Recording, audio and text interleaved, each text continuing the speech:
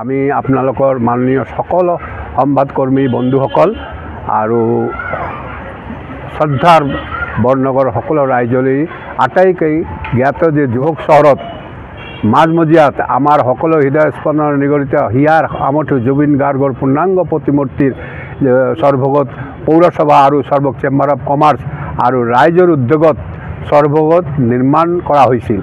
প্ৰতিমূৰ্তিটোৰ আৱগাত জুবিন গাৰ্গৰ লগত কোনো ফালৰ পৰা মিল নাই। ভাস্কৰ্য শিল্পী দিগন্ত তালুকদাৰে এই কথাটো স্বীকাৰ কৰিছে।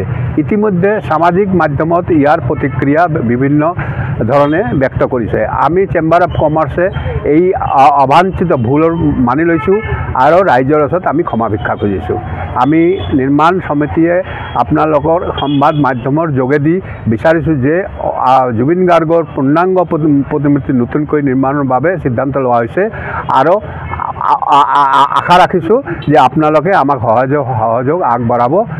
এইখিনিয়ে ধন্যবাদেৰে জনকণ্ঠ জুবিন গাৰ্গ প্ৰতিমূৰ্তি নিৰ্মাণ সমিতি চৰ।